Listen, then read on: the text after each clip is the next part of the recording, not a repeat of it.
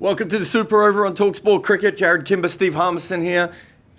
India were just strolling towards the break. There was a couple of weird decisions by Jofra Archer. They got to 40-odd for one. It looked all easy. And then the last 40-odd minutes was absolute chaos. What happened? I think both teams have cracked under pressure today. I really do. I think England cracked under pressure because of how well India bowled, the pressure that they were put under, some of the shot selection. You know, this is what you get with, I'm sure there'll be a lot of criticism towards the Bazball team and the way they got out.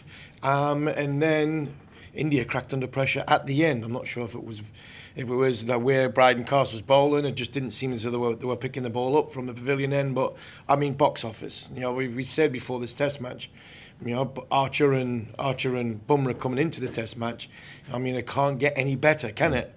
Well, I think it just has in the last hour. It was incredible watching the night watch, Akash Deep literally saying to Bryden Cast, come on. I mean, everything was so brilliant at the end. I mean, Akash Deep had his trousers down for about 10 minutes at one point. It was a little bit like the Scarecrow and Wizard of Oz when he's standing there and he's trying to fight put him up. He was like, as he was putting them up, he was getting further and further away from Bryden Cast. So, yeah, look, funny things happen when there's a huge amount of pressure on it.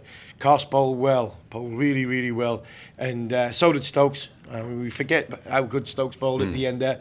So I mean, it was a brilliant last hour, and it's setting the game up nicely. Where's it going? God only knows. You know, it's in England's hands now, where you know a lot of people were looking at the break of play and India needing 193 to win.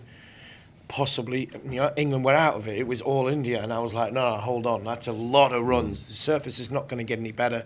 The only thing that was different, their spinners were effective. Our spinner, unfortunately, sitting in the dugout.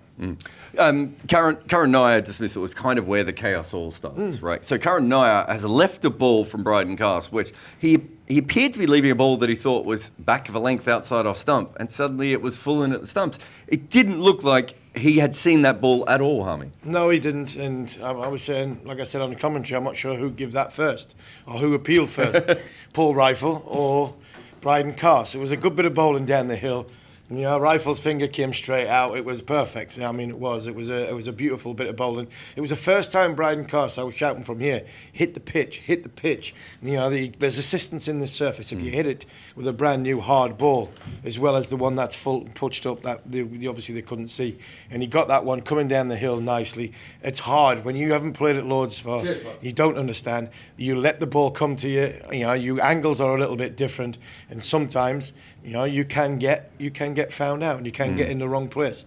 Unfortunately for Karan Nair, unfortunately for England, that's what happened. Shubman Gill comes in and again just is not picking the ball up quite clearly at this stage. Bryden Cast he's bowling fast, but he's not bowling 95 miles an hour. We're talking 85 to 90 miles an hour quite consistently. But anytime that ball was full, it looked like Shubman Gill couldn't see it, and of course he was then out as well. Again, plumb. But again, I think the situation, you know, the pressure in the situation was just getting a bit much. How many times have we seen when a fast bowler's on a roll and away he goes, and the atmosphere's going inside, everything that goes with it. You know what? The fast bowler gets on a roll. I mean, the dressing room goes missing. Everybody's on the edge of their seats. That's what quick bowlers bring into every single contest when they're in it.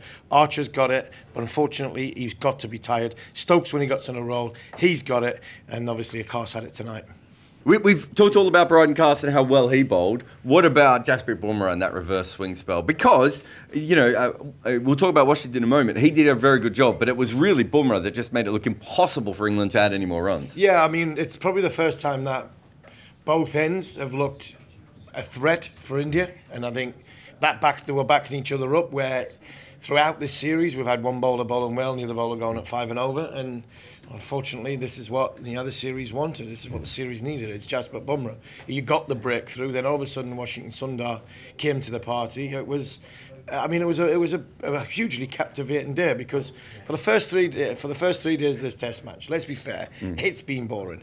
It has not been very good. I'm not saying it's not been very good, but it hasn't gotten you off the edge of your seats. No. We've been very much on the back of our seats. Oh, have we? Yes, and a few of us have been asleep in the bottom corner. Not a problem. But I tell you what, there was nobody asleep this afternoon. You know, Bumrah's spell, Washington Sundar, England's decision making, then England come out, Carter's spell, India's decision making. KR Rahul hitting runs. Like, he usually bats slow, and he was speeding things up as well. But I think it's important that if you get a scoring option, and I think this is the challenge for England when they get into these pressurised situations, they get caught between a rock and a hard place on what tempo to bat at to go and set the game up. I think that's why Ben likes to bowl first, and he doesn't like that third innings as a batting option. So I think England struggle to set games up that way because when it does come under pressure, they've only one way to alleviate that, and that's play the big shot. And unfortunately, decision making wasn't the greatest today, and they've succumbed. But I mean, for the first 3 days, yeah, people were asleep. Not today. It was brilliant. 4 wickets they've lost, but one of those is the night watch, Akash Deep. So Ben Stokes, incredible delivery to finish today. Maybe the best of the deliveries, even if he wasn't bowling anywhere near as well as Brighton Cast was.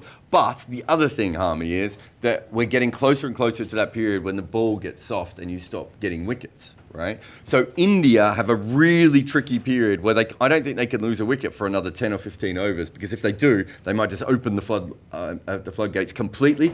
But the opposite is true for England. If they can't get a wicket, it might be a grit and grind all the way home. At the moment, it looks like they're massively on top, but we know this ball gets soft. Tonight's end of play's come at a good time. It really has. You come out flying tomorrow. Jofra's had a rest, a recovery. He has some drinks on board. He has some fuel inside his body and a good night's sleep. He comes out flying tomorrow morning. All of a sudden, I mean, it's game on for England. England haven't got that spinner in the middle, but I don't think England need that spinner in the middle because of this break. Yep. They haven't had to rest any fast bowlers. They've had a good spell each tonight. They've had a chance to recover, come back first thing tomorrow morning, and they can fly out the traps. So that 30 over period you're saying might just be 35.